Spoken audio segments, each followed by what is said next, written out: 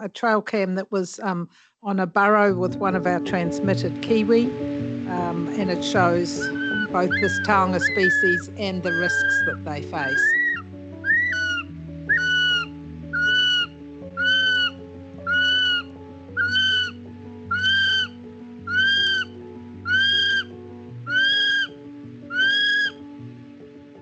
Where's the critter?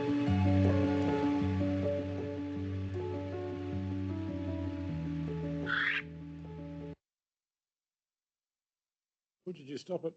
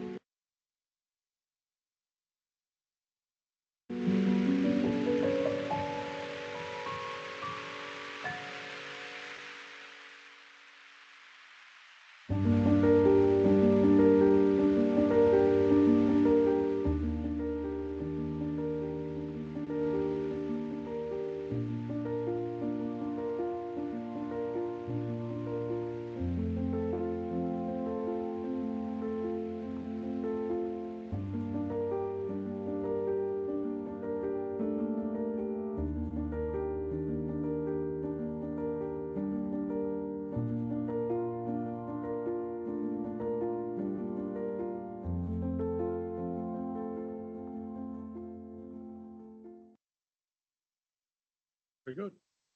All right, thank you for that. Thank you all for coming in. All right, so now we have Eiko. Yes, thank you, Mr. Chair. So I'd like to welcome Joe Wrigley, Alan Webb and Greg Townsend to the table to present something that's a bit more closer to home for us here in Hamilton.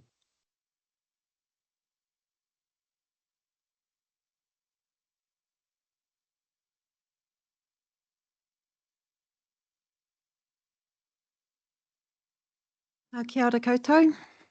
Ko Joe Wrigley aho. I am the Kaiwhakakaha CE, Chief Executive of Go Eco, otherwise known as the Waikato Environment Centre Trust. I'm here today with Alan Webb and Greg Townsend. We're here to present about the Central Waikato Predator Free Hub and the progress in its first 10 months of funded operation. Next slide.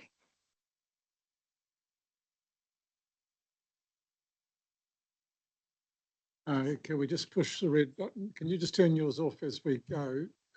We've only got, can only have 4 on at a time. Kia ora. So I'll just start off with a little bit about Go Eco. So Go Eco's work involves being an effective and strategic regional environmental capability and capacity building organisation in the Waikato region to create environmental awareness, form position statements and stimulate community environmental action with a climate action and te tiriti lens to protect and enhance the local environment and to promote urban sustainability for the benefit of the public in the Waikato community. Some of the projects that Go Eco is involved with includes food rescue, bike hub, climate resilience program, healthy homes and energy efficiency, library of useful things, kai education, the predator-free hub, and Peka Peka Tuarawa work, the long-tail bat work. Next slide. So with the Central Waikato Predator-Free Hub, it was the motivation for this hub. Part of the motivation for this hub came from the idea that, of course, New Zealanders are very passionate about their environment, and so getting involved with the predator control work, some of the community groups were forming and sometimes at times could be quite siloed. And so the idea is that the hub is a coalition of groups and agencies working towards predator-free outcomes for the Waikato region. The hub aims to improve the effectiveness, impact and sustainability of the community groups working for predator control in Central Waikato through improving funding opportunities, building people power and collaborating on planning and impact assessment. I'd like to particularly highlight the bulk collective purchasing power that has been developed through the hub, which enables groups to seasonally purchase items at discount rates and reduced freight cost with trapping and baiting suppliers to get better value from their funding. Next slide.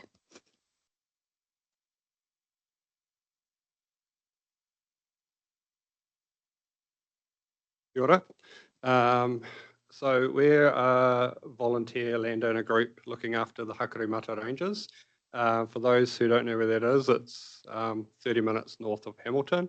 It's about a 2,000 hectare native reserve, which is, there's a lot of private landowners looking after the area. So we started predator-free Hakurumata 3 years ago. On the right on the slide, you can see our pest count. The total's cut off there, but we're up to 5,000 pests now in our first 3 years. So that's just between what 4 of us have been doing on our backyards. Since then, we've had support from DOC, Waikato District Council, Heritage, Small Initiatives Fund, Go Eco supporting us, Forest and Bird through the Vauda Trust. So we're now working on about 50 hectares private land and 50 hectares DOC reserve, and connecting with other local landowners that are doing stuff in the area. So this year we launched we basically wanted to see who wanted to do it in the community as well, and what sort of push drive there was for it. And we found there was a big drive for it after our open day. We called it the Hakurumata Halo Project. We had over 200 locals show up, buying traps and wanting to learn how they can help the project. So the idea of the halo is we want to create a halo around the bottom of the monga, so everybody's backyards. Sadly, the DOC reserve's been sadly neglected for quite a while. So my vision is to get all the landowners working on their own backyards and eventually push that further onto the DOC reserve. So going up on the DOC reserve right now is quite heartbreaking still. Large parts of the reserve are facing canopy collapse just due to the amount of pests that are up there. But we are creating safe areas now. So our 100 hectares control grid and 100 hectares 2K south of us, which is a contracted grid, and DOC are doing a bit of work there, but it's mainly a contractor that does that work. So those 2 areas are coming back alive. So our vision is to get those 200 hectares increased to 1,000 hectares in the next year, and then hopefully that'll push for more to be done on the DOC reserve. There hasn't been an aerial drop done out there since 2006, I think. And all the work done by the old Hakurumata Trust and DOC and everything, all that possum control has sadly been long lost. All those gains are now gone, but yeah, we're kickstarting this again, and we have visions for the future to, in the next 10 years, bring back kiwi and kokako and other species eventually. Without the help of Go Eco, we wouldn't have been able to. Probably after that first year, when we're pulling out 50 possums a week and not seeing any difference in the bush, I probably would have lost a bit of motivation. So having having funding, help from trapping through DOC and Go Eco has been amazing. And yeah, we're looking to advance things in the future and yeah, bring this place back to life. And I've got 100 volunteers on the book helping out that will want to help out in the future once we have a grid up on the dock reserve. So there's definitely a big community push for change out there. And being a local from Hamilton as well, seeing Waiwhakariki, Mangatotri and places like Pirongia really starting to come back alive is really, we can be part of that halo and moving forward. And yeah, that's us. The next slide. So just building on what Greg has said, our role in the Go Eco and the Central Waikato Predator-Free Hub is to build the capability and capacity of backyard and small fragment trapping across the Central Waikato region. So we've just started the first lot of monitoring and evaluation, and in this you can see the figures for a cross-section of 18 groups, and they're divided into Waipa, Matamata, Piako and Waikato district catchments. So we've extracted 18 groups there who are recording data on Trap NZ and provided some initial analysis. It's for the organisations who are trapping, we have some questions for them, and that will be the next part of our work. And then for the organisations or the small groups who are not collating that data on Trap NZ, then our mission is now to go back out and explore the reasons for that. We do work closely with Trap NZ to provide training and cheerleading to groups to make sure that their skills are transferable in recording the trapping progress. Can you, next slide? Just going to highlight further, so where some of the fund has contributed, and it has contributed significantly to supporting volunteers with their efforts and hosting networking and training events. To highlight some examples, last year in September, we held a bit of a festival event and that saw over 200 people attend, with 9 organisations and 8 community groups hosting stalls and 7 speakers giving themed talks throughout the day. Later on in the year in November, we hosted a group networking Christmas kind of barbecue event where groups were networking with each other and they were gifted bait, as can actually be pictured here, which allowed one of the particular emphasis on this, it allowed some of the groups a good starting point without actually needing to find some of that initial funding, which can be highly competitive between the groups if they're all going for the same sort of fund. And then following this, we created a group needs assessment survey to determine exactly what sort of support the groups themselves wanted. From this, we have arranged monthly collaborative workshops, such as, for example, we had a networking workshop where Sam the Trapman, well known for his FIO work, came and gave a hands-on trapping training to the groups that were present. And then another workshop involved DOC informing groups on how to think about, plan for and organise volunteers' work from a health and safety point of view. Next. So the idea of the volunteer support is to support learning for data integrity so that we can further the work of species protection and biodiversity. We also want that data and we use that data and these gatherings and education sessions, workshops and networking opportunities to explore more into behaviour change and what it is that motivates people to undertake this work and volunteer their time. In this slide, we're endeavouring to show you just how diverse groups can be. We started going predator-free groups as a sort of a lump of people who all trapped, and now we've moved into identifying that there's industry and business in industrial zones who undertake predator-free control and who are willing partners. Within the rural district councils, groups are forming and expanding, and those groups are sometimes in retirement villages who are very enthusiastic trappers and trap builders or tunnel box builders. Schools, also enthusiastic. There are projects like Bush to Burbs, which you're familiar with, that seek to protect or work with landowners and rural communities. Our work is more and more increasing in rural communities, and it's the work of farmers and landowners that is of particular interest at this time, and how we blend the work of predator-free or merge it with the ongoing work around restoration and riparian planting and catchment work. We're trying to build narratives of care and reciprocity and connect people so that it's we're all in, because we're a community organisation that works with communities, and that's what we do. Can you go to the next slide?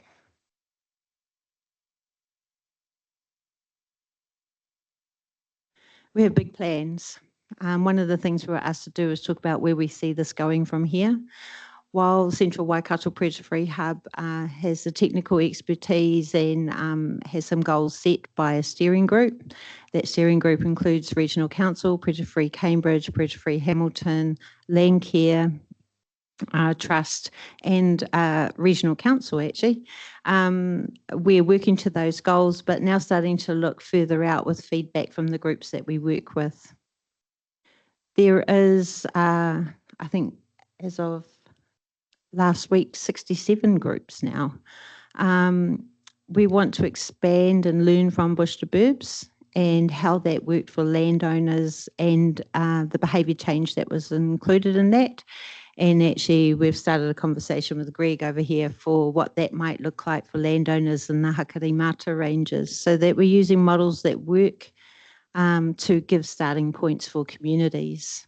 Catchment integration with the Waikanek project and our work with catchments. How does predator control fit into that, and merging those into little rural hubs of activity. Our most recent conversation has been with South Waikato District and in groups of interest there for what is essentially a hub that services that area. Ongoing predator control, species education, of course, but one of the things is our climate and resilience education collaborations, which is through our education team. So we're really interested in what it is for us to continue and expand collaborations with the Endangered Species Foundation and with Project Tongariro, because we want to recognise both species expertise in community settings, but also Project Tongariro and the expertise in pest weeds. And we realise that's a gap for us as an organisation, and continue the expansion with schools in Marae. The citizen science model we're really interested in, and it's a model that we hope to develop from next year in the Waikato region around kitty control. Next slide, please. Just a couple more minutes. Yeah. Thanks. And that's us. Look. We're done. So, any questions? Just looking at the Hakramatas, do you work with the group out at Te Kowhai at all? They're a separate group. Met them, and yeah. You have met up with them? Yeah. I've A few been of our involved people with that have. walkway for about 20 years, Yeah. and I think about 3-4 years ago they started the trapping, and it's reported on what they catch and whatever. And of course that's a 7-kilometre stretch of stream and a 60-acre lagoon, and that feeds into the Waipa, and across the river is the Hakramatas. So yeah, okay, that's good. Yeah, just on top of that, we've the Hakarimata ranges, although a lot of the native birds have gone, the streams hold high conservation value, because obviously they flow right into the Waikato River. So we've got, I think there's over 18 species of native fish, lot threatened. So it's a, very diverse area if we can just get on top of the possums and rats. But we're also working on trapping stream corridors, like reinvasion points from the river as well. So we see the river and the streams as sort of our first focus. what we can control and what landowners can look after. Just relying on metric to deal with the alligator weed in the lagoon. Reducing those silos between, exclusive predator-free, exclusive restoration, exclusive riparians, exclusive like water sampling, and bringing those groups together creates hubs and communities of common interest. And that's where we see our work going forward. Excellent. Chris. Oh yeah, I just wanted to thank Joe and Alan and Greg for coming in today and showing us the way for the future, because that's what they're doing. They're telling us about collective impact. They're telling us about the importance of hubs, gaining efficiencies in the way we operate, breaking down silos, all of those sorts of things. That this is the way of the future, and it's the step up to regional scale restoration. And the regional council obviously has to be fully into this process and support these sorts of activities as much as we possibly can. I guess think about too, we're investing money in the possum priority control scheme on the western side of the Hakaromata Range, and it abuts right up onto the edge of where Greg and all these guys are doing their work. So again, this is about how do you put the jigsaw together to get the shift occurring at the full regional scale rather than just occurring in small pockets all over the place. So thanks for coming in and showing us the way. That's great. Thank you. So are they doing?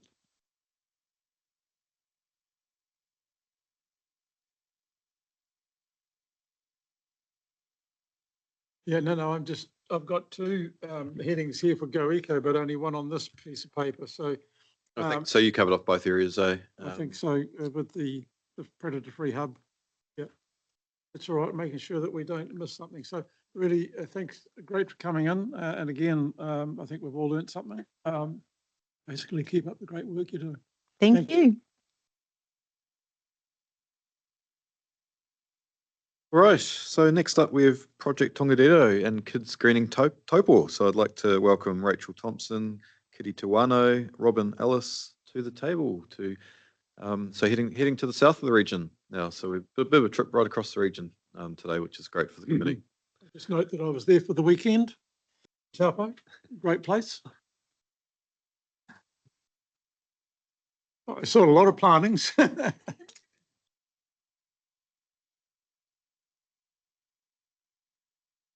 The right-hand side. Okay. Kia ora koutou, ko Rachel Thompson tōku ingoa, kei Kids Greening Taupo aho, e mahi ana, he kairuru aho. I'm Rachel, lead coordinator for Kids Greening Taupo. And I've been asked to speak to you today on behalf of Kids Greening Taupo, but I have brought along Robin and Kitty for support. So Kids Greening Taupo is the education arm of Project Tongariro. We come under the Project Tongariro umbrella, and as you heard before, Project Tongariro is an Enviro hub as well. And we work alongside Greening Taupo and Predator Free Taupo. So Kitty is the CEO of Project Tongariro, and Robin is the coordinator of both Greening Taupo and Predator Free Taupo. She wears two hats. Right.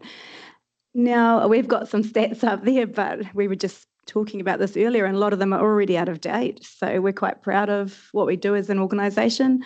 Those volunteer hours are up to 48,000 for the last financial year, which is pretty amazing considering the small population of our area. Yep, if we can go to the next slide. Okay, so just really briefly to introduce our organisations, Greening Taupo began 10 years ago when you can see the predator-proof fence that's there that goes around the Wairake Golf and Sanctuary. When that went in, there was a realisation that unfortunately, unlike places like Zealandia, we can't have that successful halo effect because we actually have nowhere for the birds to go. The Taupo is beautiful for its mountains and its lake, its moanga and its moana, as you know, but actually has very little remaining native forest, small area on the way out to Napier or Pepe, and a little bit of secondary forest on Mount Tauhara. That's pretty much it. So Greening Taupo was started with the idea that we could create native corridors linking those few areas of remaining native bush and bringing those areas into town so that we could have urban restoration and bring back the birds. Is that right, Robin? Did I miss anything? So Greening Taupo was working along and realised that actually, like the saying goes, we're preaching to the converted at planting days, so we're just getting the same people coming along. So the question was, how do we reach the whole community? How do we get the whole community on board with this mahi, and how do we educate the community as to what we need to do? And the answer was decided that it's through the kids. If we can get the kids involved, they'll bring their whānau along. And Kids Greening Taupo was started. So up there in the top corner, you can see Robin's people that she works with, a lot of retirees. She brings in every Tuesday to do a weeding session on our restoration plantings. So that's really, really great. Right. But I'm bringing in the younger kids. Oh, no. You're right. Yep, no, carry on. Oh.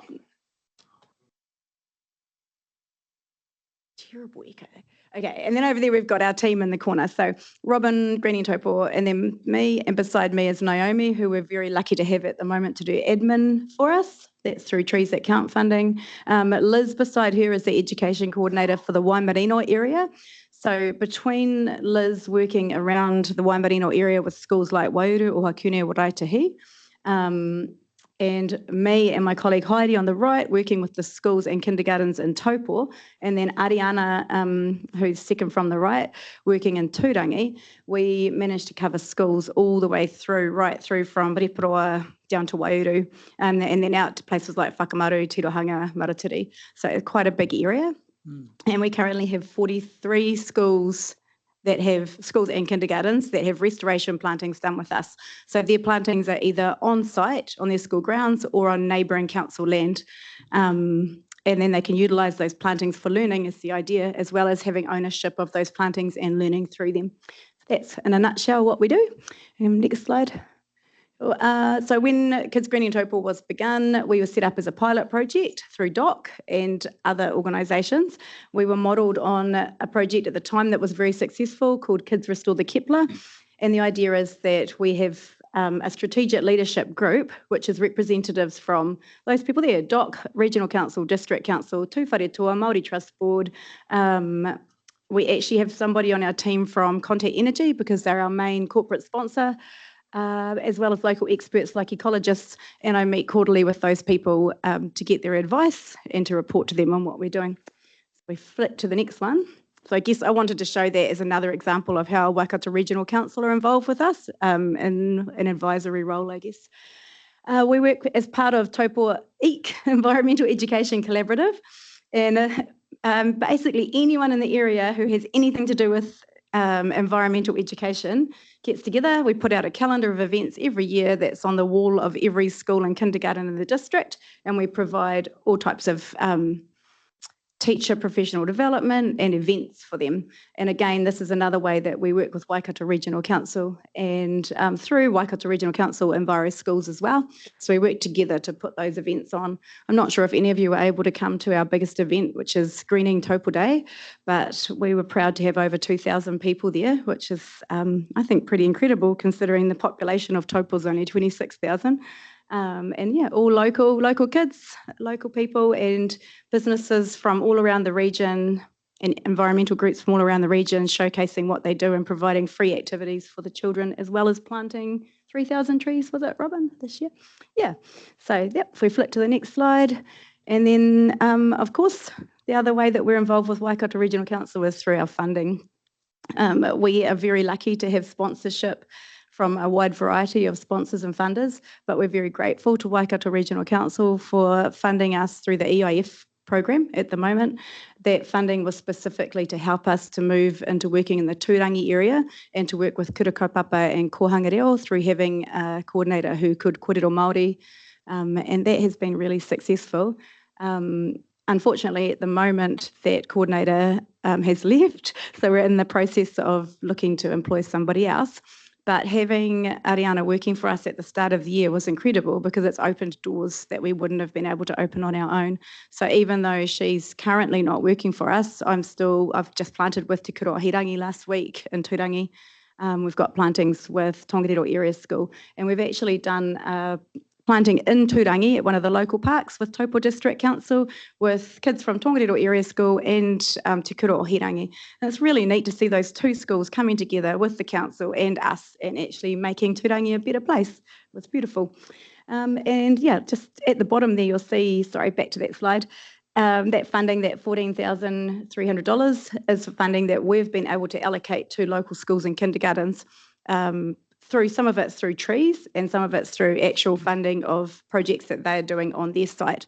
And a lot of that comes from Contact Energy, the Possum Run. Everyone who enters the Possum Run event donates a tree that goes to one of those schools, and Mitre 10 Mega give us all our gloves and tools. So we've really got this very supportive community around us, which allow us to be able to give money to our schools and kindergartens for environmental work. So next slide. Every year we have 10 big community planting days with Greening Taupo, and we usually get about 150 people at those. The bigger ones, the Matariki planting on Mount Tauhara this year, we had 1,000 people, over 1,000 people at that. How many trees did we put in, Robin? 9,000? 4,000? No, I think it was 9. Anyway, thousands. And our Greening Taupo Day, like I said, 2,000 people. And I have up there over 20,000 native trees, but I actually looked at the exact figure, which was 34,900 in that 1 year, and up to 42 schools now that we work with. All right, next slide. I just wanted to quickly go through some of the other things we do, because if you ask people in Taupo what we do, they'll probably say plant native trees, but we actually do a lot more than that. And as all of you will know, it's, the glorious part is putting the tree in the ground, but then people walk away and the hard work starts to keep those trees alive. So we work really hard on making sure that when we're doing our education, we're focusing just as much on the maintenance of those trees as well as predator control. So we're lucky to work alongside Robin with that. That photo out there in the corner that says before, that's actually an area of one of the local schools, Taupo Intermediate School. And I was there one day, they were showing me something else, and I could see these native trees poking out of that blanket of jasmine and ivy. And I said, why are we planting more native trees when you've got some 50-year-old trees under that?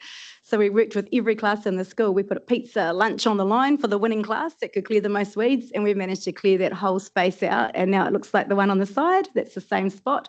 And since then, we've planted it. So I need another updated photo, actually. We've gone with New Zealand forest managers into the pine forest and collected the native seedlings and ferns from under the pine trees and transplanted in a sub-canopy, which has been a fantastic step as well. So just an example of other types of projects we do that aren't necessarily just planting. Setting trap lines with students and monitoring light tracking tunnels and things. At the bottom there, you can see a watering day that we had. We haven't had to do that the last 2 summers, but we actually had kids doing a chain from the lake, getting buckets of water up to water the plants on the lakefront. And over beside that is a mulching day. So we regularly hold mulching events where we get kids out with buckets just mulching around our planting sites. Cool, next one. So we work right through from our little babies to our high school kids. And this quote is a David Attenborough quote, but we hold it dear to our heart. No one will protect what they don't care about, and no one will care about what they've never experienced. So for us, just as much as that education around native species and biodiversity, we think it's important just to get kids in nature. So getting those kids out there doing bug hunts and fungi photography and just experiencing our forests, because if they don't experience it, they're not going to care about it in the future. So next slide. We have student leadership teams, over 100 students from local schools on those teams, and we meet with them outside of school time. They have opportunities like presenting to council. Should have brought some of them today. I didn't think about it. We're doing ads on the radio, doing nocturnal bug hunts, setting trap lines, and then running things like the barbecue, the registration desk at Robin's Planting Days. Right, next one. Okay. At the end. I just wanted to put all the other things we do. Normally I have a nice picture for each of those, but I was limited to 10 slides, so I had to put them all on here. But just quickly, like I said before, we do teacher professional development sessions. Lots of work with our teachers outside of school as well. We have hundreds of free online resources thanks to COVID, having to work from home for a while, and those resources are utilised by schools all over New Zealand. In fact, I think I had the data for last year here. We had 60,000 page views on our website last year. So it's really exciting. You know, I'll meet people who teach in Southland and they'll go, oh, Kids Greening Taupo, we use resources all the time. And I think that's really neat. We do guided bushwalks with schools and actually take the kids out in the bush, show them what's out there and talk to them about things around them. We're trying to lift that veil of green blindness so that when people go into the forest, they don't just go into the forest and see green trees. They can actually identify the different trees and why they're special. I've talked about the native seedling transplantation through New Zealand forest managers. It's a good way for us to get the free plants as well. And then we also have in-class sessions about native flora and fauna, which is linked in really well with the new Aotearoa Histories curriculum that came out. Because if you look at that curriculum, it's all about decisions that were made in the past which affect us today. And when we're looking at why we're needing to plant native trees, why we're needing to do predator control, why we're needing to do weeding projects, all of that links very easily into our history. We also do the Kiwi tours for Save the Kiwi through the Wairake Sanctuary and get to take groups of students in to see the incubation facility and learn about the programs in place for saving our Kiwi. And we do workshops with experts. In fact, I think, is it Andrew over there? Yeah, you came and did an workshop for us, in Taupo? Yeah. Yeah, about biological controls. So we regularly bring people in to schools and the community. And we do have a biological control project where we introduced the Tradescantia beetle from Maido Intermediate here in Hamilton. So they we came over, worked with them to catch all the beetles, and then we took them over to Taupo and have tried to introduce them through a school in Taupo to their local gully where we don't have the Tradescantia beetle. I think last time we looked, we found there were beetles and there was also the fungi. Haven't seen them flourishing yet, but hopefully time will tell. So that's pretty much a broad overview of what we do. Just like to thank Waikato Regional Council for your support in all those ways that I mentioned, not only through your funding, but through putting on combined events and being there to advise us when we need you. Thank you. Thank you. Thank you, Michael. Well, Mr. Chairman, instead of Bruce thanking them, I'd like to thank them because it's from my area, and just, you know, I've lived there for 30 years, and since the ETA kind of went through and took all that traffic off in the Wairaki Drive and stuff, like all the planting that's been done. I've been to a couple of your greening days and stuff like that, Bowl Club. I hope the corridor carries on up through the Napier Taupo Road to Mount Tahara. I think that's a significant. That could have native plant. Yeah, congratulations on all the volunteers and works. Huge and a great idea getting kids involved because they do bring their parents and they love it and stuck in. I was also involved with the Hilltop School. I was chair of the trustees for 15 years and they've been on the Wairo School, and it was a big part of our identity there and being proud to be an environment. Yeah, once again, thanks very much. Thank you. Lloyd, you had a question? Yes. Hello there. Look, is the fallow deer population still within the Wairake Sanctuary? Yes. How are they doing? Very, very well, Clyde. I can answer that because I play golf out there, and also the Kiwi as well. So yeah, see them on the. I wasn't aware you're a golfer there, Mike. So you've just let a cat out of the bag. Okay, cool. They also have takahe there, which were retired from breeding, right. that continued to breed once they arrived. Yeah, good. Okay, thanks. It was interesting. I was, I think it was Craters of the Moon, not far from, and I saw quite a bit of kunikuni in there the other day. That was Sunday, in Piglets as well, quite close to the pavilion. So, yeah, interesting, and a lot of damage in there too by the pigs. So, yeah, I did ask when they're not pets. So, That's a shame. All right, Ben, you've got a question. I know it's Bruce first. Oh, sorry, Bruce. Oh, I have to endorse what Mikhail said, of course. And, I wasn't trying to jump the queue. I just wondered, I'm wondering whether you've quantified the extent, because you've been going for more than 20 years, I think, for planting, greening taupo. Greening Taupo was 10 years. 10? Project Tongariro has been going since the early 80s. Okay, Yeah. so all of the planting that you've been doing around the Taupo district, you know, the city and around, is the district council or anybody quantifying this, putting it into a GIS, understanding the extent of the change you've made to the landscape? We just turn your, thank you. We've got, Yeah. let's bring it close. So to my knowledge, they probably do quantify it, but no, I haven't seen any sort of evidence of how far they've gone or what they've done. I've done it myself. We've kept our mapping up to date with a couple of avenues, but yeah, it's not with the TDC. Yeah, I mean, getting this on a GIS and quantifying is really important because you can really show the magnitude of the change you've made on the landscape. And 20 main urban areas in New Zealand have had that sort of data baseline from back in about 2006. So you could actually be, what I'm making here is that this story needs to be told. It needs to be got out there way more widely than just us hearing it today here, because you know, this is making a significant shift in the cover of indigenous species in the Taupo city and around in the peri-urban zone. And it would be great to see it quantified in some way. Yeah. I couldn't agree more. Just a few moments ago, I was thinking that, you know, we've got some unsung heroes here in the whole room, really, but, you know, the story needs to be told in some way. So maybe our comms people could help a little bit with telling some stories. I'm just looking to the back of the room.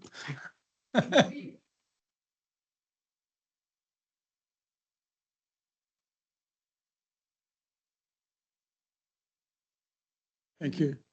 No, good point, Bruce. Thank you. Ben. Yeah, I just wanted to move to funding because what we're hearing from Sanctuary Mountain is, you know, declines in funding are impacting the ability to move forward. Have you found a magic formula of contact energy and working in education that means you're not subject to fluctuations in funding, or what's your project looking like moving forward? I can talk about kids greening taupo funding, but obviously that will be different to funding for these guys. So I don't know if they want to talk about this. But for me, I feel like almost we're in our heyday at the moment and it's going to go down. We're very well funded at this moment in time. And we're very lucky to have the funding for Waikato Regional Council for our Kairuruka Reo Māori position and our work in Tūrangi. We've got good funding from the Ministry of Education, which allows us to currently employ 2 qualified teachers, myself and Heidi. We're good. However, we can see at the end of 2025, everything's finishing. So our funding with you guys will finish at the same time as our funding through Bay Trust, which is one of our big funders, at the same time as our funding we had the brief amount of funding for Trees That Count, which is only a 1 year, one-off funding for our admin person at the moment, which is meaning I don't have to do admin till midnight, which is nice. And we have our Ministry of Education funding, which is probably the most significant one that we fear we could lose under the change of government and priorities in education at the moment. And if we lose that, we will lose our coordinator salary, basically. So we are really well aware of the fact that even though right now we're good, we can see in a year's time, we're going to have to really reevaluate how we work and things might change. I just want to add to that. Finding funding for overhead staff salary is our hardest pinch point. Nothing, we've got amazing volunteers, as Rachel said, our volunteer numbers we're really proud of, but that doesn't happen without people to organise that. Community trust funding from Bay Trust is our main strategic partner, but we have a funding cliff at the end of 2025.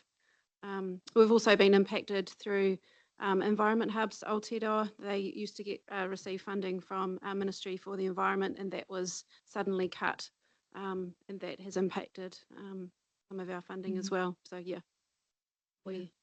it's difficult. That's fine. It was just interesting. It was such an enthusiastic and forward-looking project, but it didn't mention the dollars. So yeah, thank you. Yeah. No, we're lucky at the moment to have the same Ministry of Education that Sanctuary Mountain and other places like museums. That funding is for enriching local curriculum, so it covers any educators at places like museums, aquariums, the Trout Centre, Sanctuary Mountain, that kind of thing. So it's whether the current government will continue with that funding pool, I think is scary for all of us who receive that funding at the moment. Thank you. Warren, did you have a question? Just really quickly, guys, have you been exposed to our carry dieback project and what we did with the VR goggles? Yes, that's Oh yeah, that has come to the last 2 greening Topol days and been very popular. awesome. Yeah, because it seems to be a great resource and the kids just really involved with that technology. So no, thanks for that. I think it was the most popular stand at the day. Excellent. That's some great work. Well, thank you very much for coming. Thank you. Great work. All right. Okay, so next up, we've got Habitat Tuatiwa. So I'd like to welcome Ellen and Nikki to the table. And I'd just like to especially acknowledge Ellen, who used to work for us many moons ago. So welcome back to the council table, Ellen. Thank you. Te hei Māori ora, ko Alan Saunders Takawingoa, ko Habitat Tuatiwa aho. Nō reira, tēnā koutou katoa. Can I introduce Nikki Baumgartner to many of you may not have met Nikki. One of the points I'd like to make today is the fundamental importance of having a paid coordinator to pull things together. Nikki has been coordinating work at Habitat Tuatiwa for over 25 years. Solid, constant. She is the place to go. She is the person to consult. And it is such a strength of Habitat Tuatiwa and often is overlooked. And thank you, Waikato Regional Council, for funding Nikki's part-time wages. So important. What we'd like to do today is not so much spend too much time talking about our achievements, because I hope most councillors and staff will be aware of that now, but particularly think about where we're going forwards. We've been in this business now for over 25 years, as I was saying. We've learned a bit, a lot of it quite depressing, some of it really exciting. And can I acknowledge, by the way, our fellow community groups that are presenting here today? That's just, for me, that's just an insight, a little window into the sorts of stuff that's going on all around the region, all around the country indeed, like nowhere else on earth in my experience. And I think that's really exciting. And I think council should take a big pat on the back for that, because you are the key government agency supporter for Habitat Tuatiwa, and I suspect for other groups. So I'm just going to move quite quickly through here, through the slides, if I may. The key thing, I would say, another key thing is that we have a shared vision. We're on our 3rd 5-year strategic plan, which guides our activities. It's also a process, a planning process, which allows us to have inputs and to think about where we're going and where we might go next. And our vision is to protect and restore that very special place, which is Tuatiwa. And we've been doing that, as I say, for quite a long time. So it's mainly about forest and forest animals and plants, but it's also about wetlands and coast. We're right on the coast. Next. Everybody's talked about and mentioned, if they haven't, they should be emphasising the importance of volunteers. We are a volunteer-led community group. That doesn't mean to say we don't have a paid staff member in Nikki. In fact, she's the only paid member of the whole group. And one of the features that we've learned over the years about how important volunteers are is they need to have these 4, actually 5 attributes, and they shine out wherever you go and have a look. Passion, participation, persistence, and in my view, the most important of them all, pride. And you can just see it emanates from people involved. And they don't actually have to be out there setting traps and killing things either. They can be people who are just by association take some pride in being part of Habitat Tuatiwa.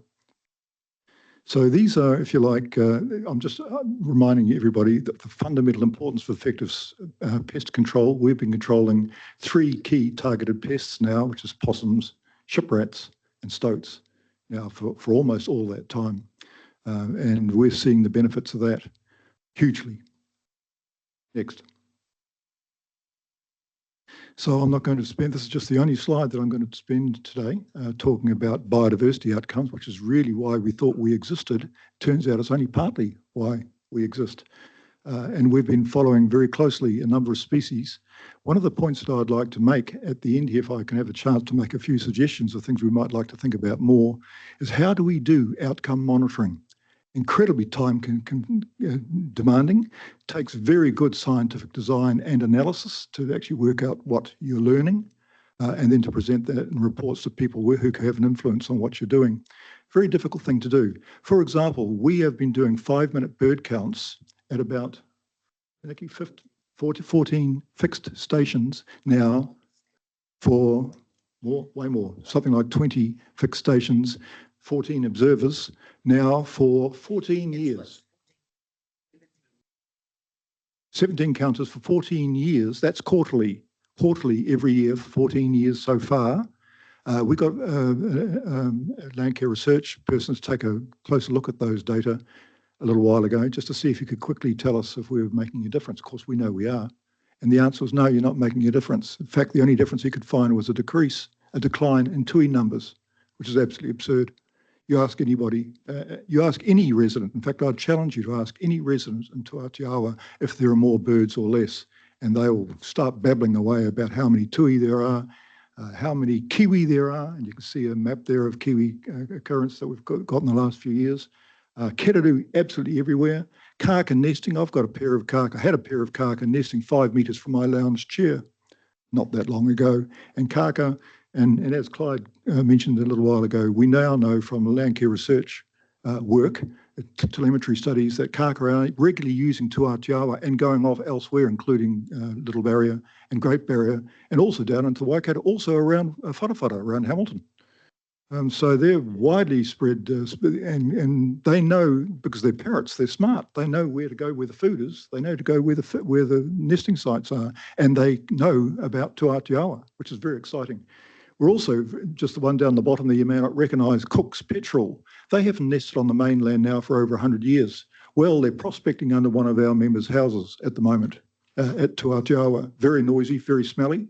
But we think we've almost got predators down to such a low level now for so long that Cook's petrels have now decided it's time to come back to the mainland. Can't confirm that yet, but that's really exciting. That's the sort of stuff that's happening now. Pārtiki, brown teal, increasing hugely in numbers. Keradu, absolutely everywhere. Display dives going on at the moment, just exciting. Next. Another key lesson that we've learned is the fundamental importance of social and financial dimensions to this work, as well as the ecological. We've focused on the ecological. That's what everybody wants to focus on, killing things, but actually to get more kiwi and more kaka, as indeed we have. But actually, it takes social and financial parameters to be addressed in order to be able to do that on a sustainable basis. And we've made some great progress in relation to social and financial ones. The one that's easy to overlook is how Habitat Tuatiawa membership has grown from just a handful of landowners to now something about around 100. It's taken a dive in the last couple of years, probably due to COVID. But we're a very remote area, by the way. It takes 4 hours from here to get to Tuatiawa, or to get, so that's a bit of a filter. We don't have many kids, for example, in Tuatiawa. So that issue of not having young people coming through to take over from us old buggers is absolutely true and personified at Tuatiawa. Nevertheless, there are people who are very staunch supporters of Habitat Tuatiawa who wouldn't go near a trap and probably would be very protective of their cat if they thought we might be trapping that. But man, will they come to the quiz nights, like there's one the night after on Saturday night coming up if you want to come along.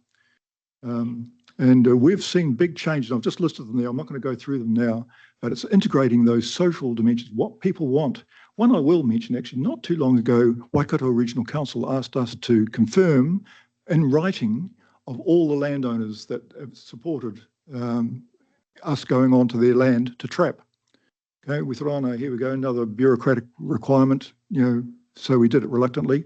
And I have to say, it's blown us away. Would that be fair, Nikki? Not only the level of support, there hasn't been one landowner who said no in response to our request for their written permission, but it's also come along with good on you, keep it up, and can I give you a donation, or not can I? Here's a donation, which is really exciting, and it just shows the level of support there is in the community. And this probably takes time for some groups who might be a little bit newer at it, but it's really exciting to know we've got that level of support. We've seen big changes, by the way, in moving from single species, focus on kiwi, for example. We used to be called Tuatawa Kiwi Care. We now call ourselves Habitat Tuatawa, have done that for a long time now. So we're not just focused on kiwi. Next. So just the final two slides is really about where I think we've got to and the sorts of achievements that I think Waikato Regional Council, and can I acknowledge the staff, by the way, here as well, who many of whom are good friends now. And it's that friendship that's evolved over time, like you were suggesting there, Greg. So we've had sound governance in place for a long time now. We have a committee. In fact, we almost have a waiting list for people to get on the committee. It's a very, very active and strong friendships, by the way, which is an important word to remember in here. We're all people and we do things because we like doing them. Yes, we know how important volunteers are. They are our lifeblood. And it's the pride that you see in those people, which is so marked. And I've mentioned the landowners, how important their support is and how strong that is. And also working with neighbours and increasingly looking at landscape scale operations. So not just in our little 300 hectare core area of Tuatawa. Government agencies play a really important role, particularly WRC, I will say, especially as DOC's found it difficult over the last wee while. And again, I say thank you to WRC for maintaining your support. It's been largely consistent year by year. We have to make it sound like it's a little bit different each time to make it more attractive and sexy. But the reality is, as we all know, it's basically doing that same stuff, just doing it better. And the big challenge for us has been to try and improve our efficiency and effectiveness because we're all getting older. And our last EIF grant, which was successful, thank you, WRC, was to get more AT220 automatic traps in place so us old buggers don't have to keep on climbing around the hills quite as often as we do at the moment. That's the plan. And we're working towards sustainable funding. We've now got a whole range of mechanisms going on to raise more money. Next.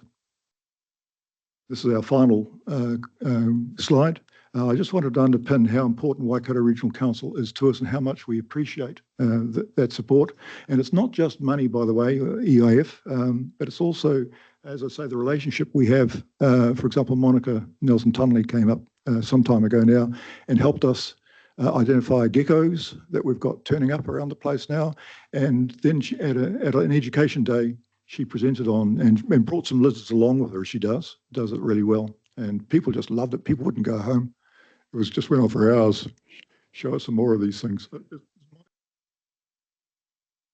Good stuff.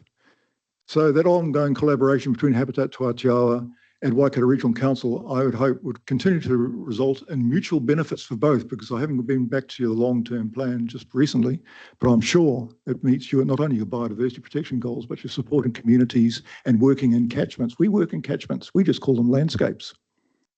I think that's the final slide. I just wanted to finish, first by inviting Nikki to, if anything she'd like to add. But there are 4 things that I would like to flag where I think there could be strategic merit in Waikato Regional Council and community groups working more closely together. And I'll just summarize, I'll just list them in the 4. And if you wanted to talk about them in particular, we can go back to those if we have time. The first is what I call addressing the technology lag. We're really on the hind tit when it comes to, my apologies, we're on the back foot in hearing about new devices like the latest version of the AT220 trap, like how do we use AI in collating the data, large amounts of data which we gather these days. How do we use remote sensing in a way that can make better sense of knowing where pests are and how we can focus on them. I'd add that Predator Free New Zealand does a great job with their website in keeping up with some of that, but we could make much greater progress if we, Habitat Tuatawa, had somebody who could advise us specifically on that technology and how we might use it. The second is taking a more strategic approach to outcome monitoring, and Bruce, you touched on this before, and I think it's really important. It doesn't make sense for every group to be going out there doing outcome monitoring. We know what happens if you take the ship rats away. We know what happens to tui and bellbird populations. They increase. How many times do you need to answer that question? And it's a lot of effort and a lot of cost and wasted effort from those who are otherwise be killing things to going away measuring that. That's one way to look at it. So I think we could take a more strategic approach. And this is where I think hubs, and we've heard a bit about hubs here this morning at different scales. We've got the predator-free Hauraki Coromandel Community Trust operating as a hub now, but could do so much more effectively in relation to outcome monitoring, specifically if we had people with a specialist expertise to advise us. And then I'm talking about specialist support itself. We could actually use hubs, specifically. And I'm wondering about universities, Bruce, and that there are a lot of questions. There's a lot of stuff that we don't know. For example, what's the relationship between the number of stoats that you're catching and biodiversity, or let's just say birds. We're way overdue for getting some of that research going. Great projects for students to get involved in. We've got the accommodation, we've got the great place to study. We just need somebody to organise it. And finally, what I call landscape partnerships. We work closely now with some of our neighbours, community groups and landowners. That could be done in a much more coordinated way if you had somebody who had the time and the interest and the mission to coordinate those things. And just hearing Finn, for example, talking about how they're working in with landowners and with DOC about trying to make sure there's no gap between the DOC operation and the community groups operations, that just makes good sense. I mean, it's major effort. It's controlled as a major ongoing business. And to have big gaps, flaws like that just does not make good sense, especially when you can actually, with some good consultation, can actually work cohesively and collaboratively. Nikki, do you have anything that you'd like to add?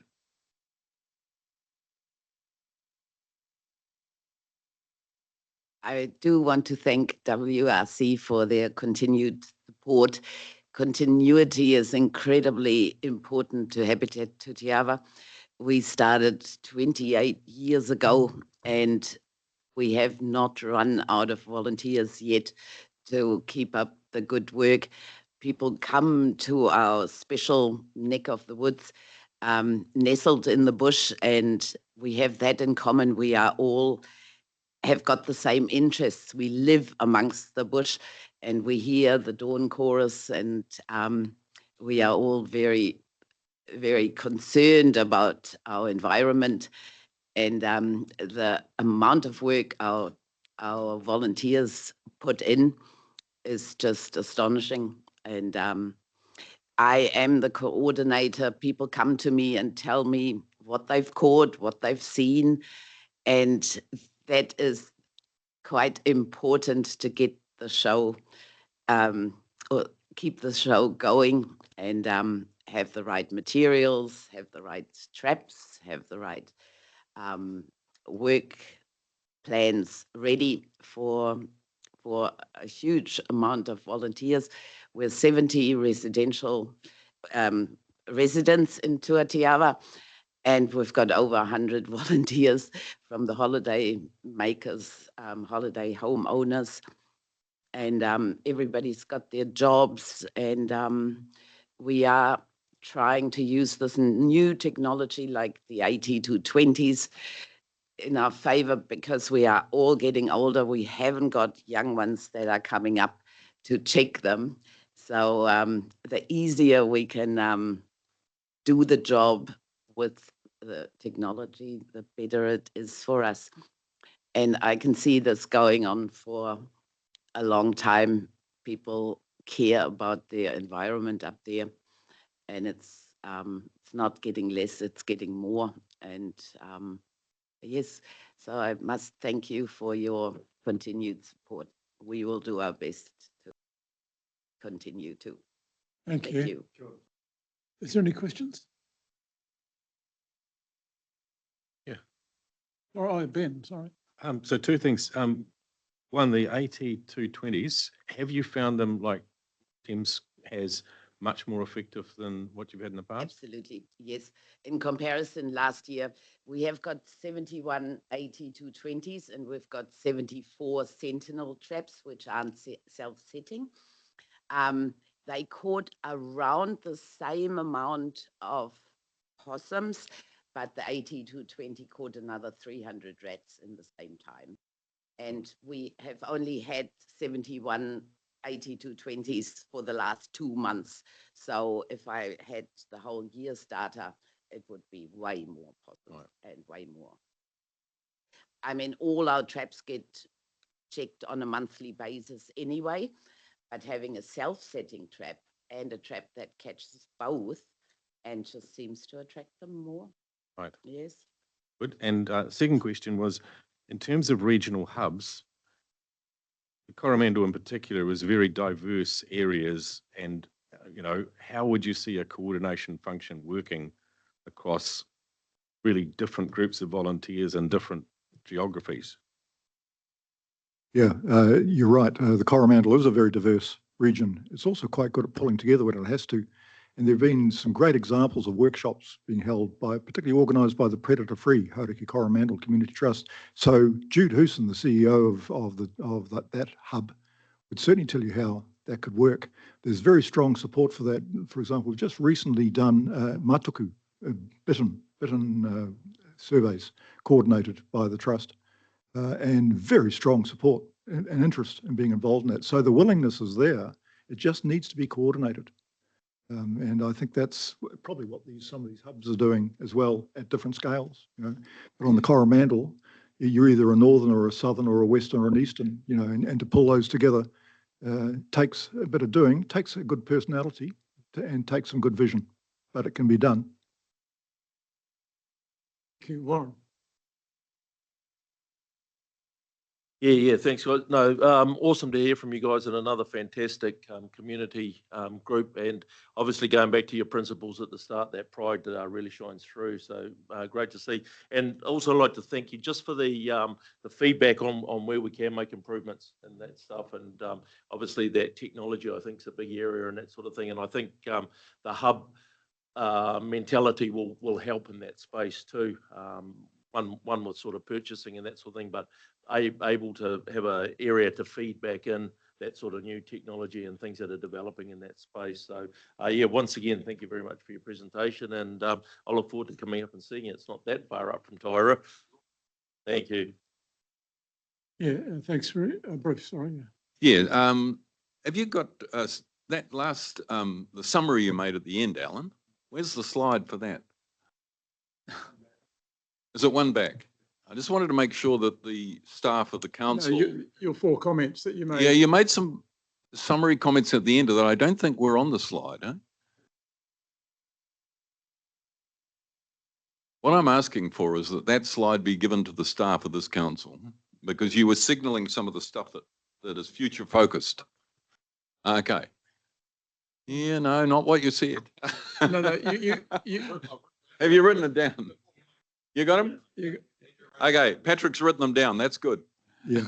Okay. Yeah, I rushed there because I realised we're running out of time. But yeah, no, well, I'll be very happy. Patrick's written them down. This is great because what you were doing there was signalling, I think, a dialogue that needs to occur actually between a range of staff in the Waikato region, not just the regional council staff, but the CRIs and the university. There should be a better look at what is needed for the future for this restoration ecosystem is what I'll call it, because at the moment it's not that well coordinated, and I think it needs some of those technical experts to get in a room too and put some far more deep thinking into how this could be done better, because you raised the key thorny issue of, I guess, outcome monitoring, because we are sitting here often hearing about outputs. We saw graphs that show the number of trees planted. We saw graphs that show the number of pests killed, but that's not the outcome.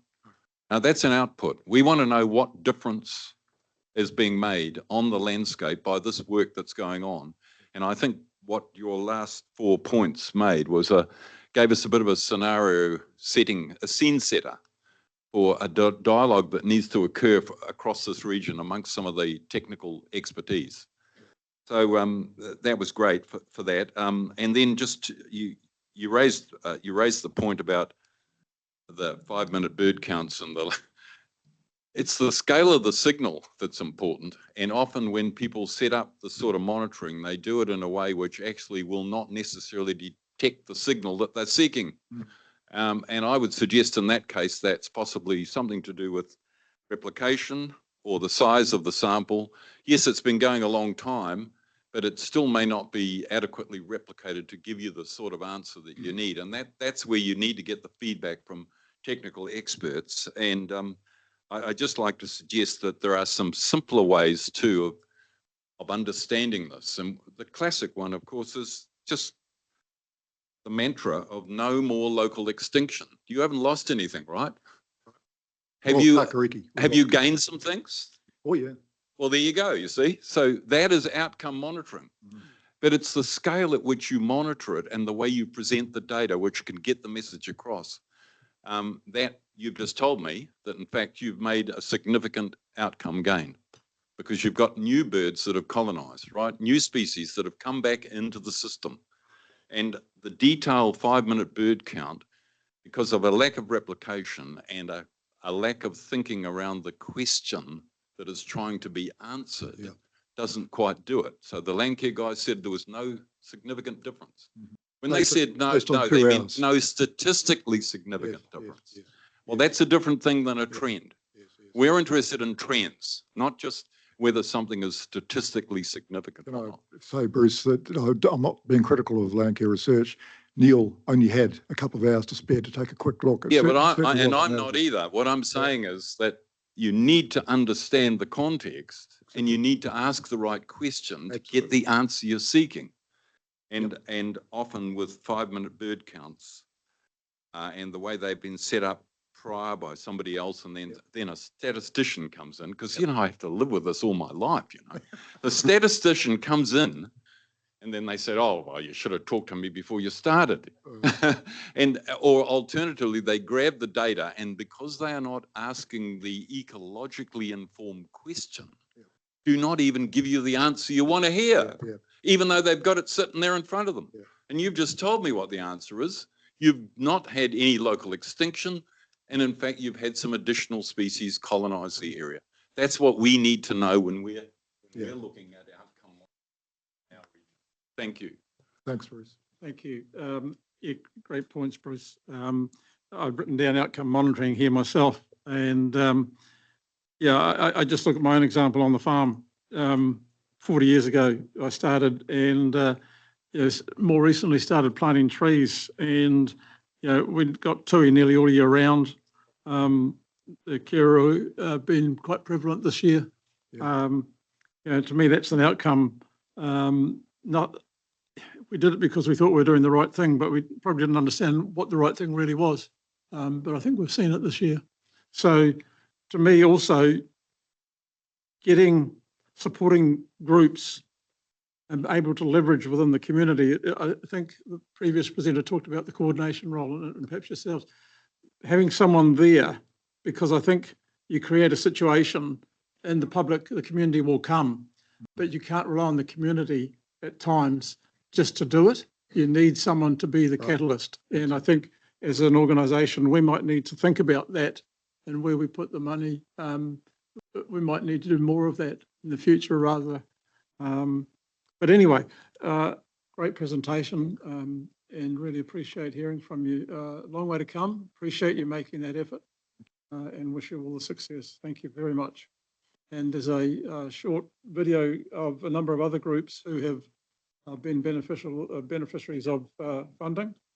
If you're happy to watch that now. Are we ready to go? Is there any questions on the board? No, thank you. I apologise to the ones online. You may not see this. Oh, you've got a link, okay. So you can watch it through the link.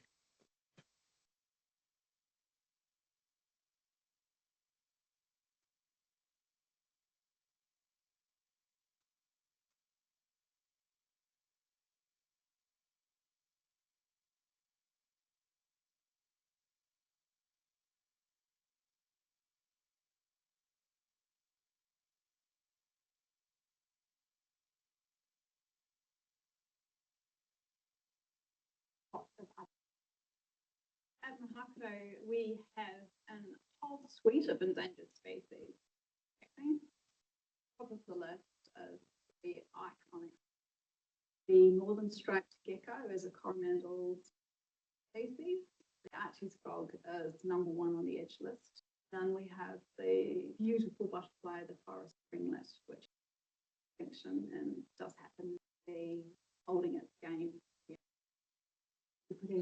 Physical natural effort, if it has meant that the bush is somehow more alive. We couldn't do what we do without external funding, and like our Regional Council being partners with us, they have always supported it. There are advisors behind the scenes. We're so grateful for this.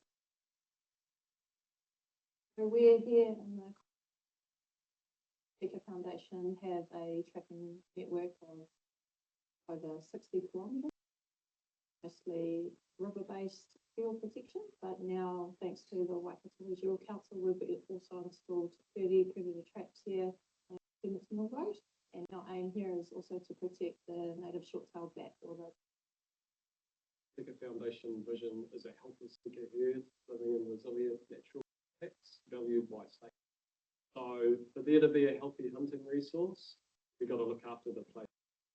It's pretty cool to come out and protect it and make sure it's okay. And we've only got one earth, maybe in 40, 50 years, my kids might not be able to see this. I think protecting it now, yeah, healthy in the right.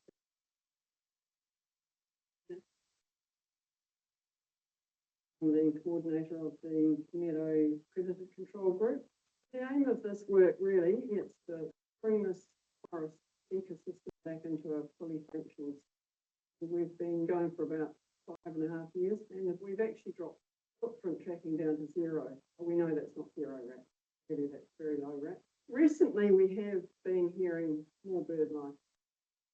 It's really helpful to have funding from the WRC, but honestly I think the support and the advice is, I mean, you might find money elsewhere, but you can't find it.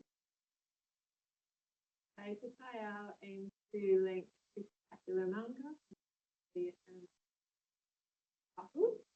via stepping stones of safe habitats, so native biodiversity can flow across the landscape from one mountain to the other.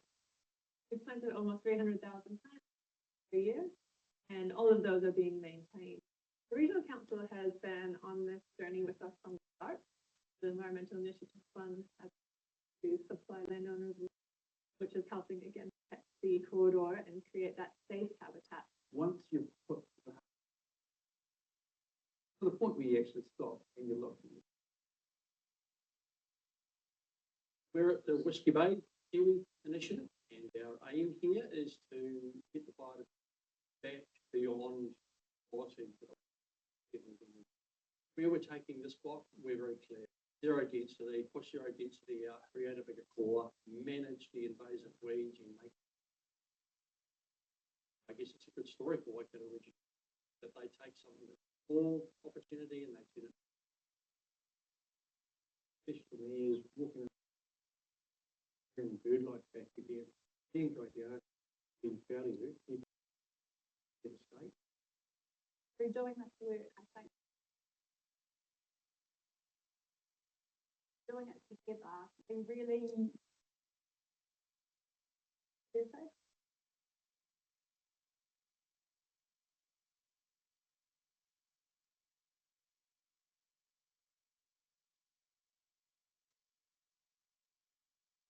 I think for me that tells a story about the ability to leverage with the community to achieve great things. So well done to all those groups and what they're doing. So any questions of our star in the background? Any questions? No. Well, that concludes, I suspect, that presentation. And just thank you all once again for coming along and presenting your story to us. Can I have someone to move the receipt of those? Thank you, Michael and Bruce. All in favour? Against? Carried. There being no further business, we'll close to the Karakia. Thanks. Yeah, thanks, Mr. Chair. And before I move to our Karakia, can I acknowledge the people that have come here today? I know that many of you come from far and wide across the region, put a lot of effort into the presentations today.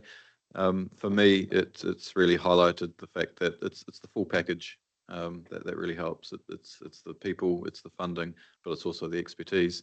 And in that regard, I think you've heard a few messages today that it is certainly the expertise. And I'd like to acknowledge some of our biodiversity team who are here today, sitting in the background there, but listening intently. Very strong relationships, and it's really the key to the success of these groups. So I'd like to thank the team for everything that they do. Unahia, mai te ara tapinui, ki wātia, ki mama, te nākau, te tinana, te ininaro, e te ara takatū, koe rā e rongo, e whakaria ake ki runga, ki a tīna, hume, huie, tai ki e. Thank you. And on that note, I'll close the meeting at 12:10 and invite you all to join us for lunch. Thank you.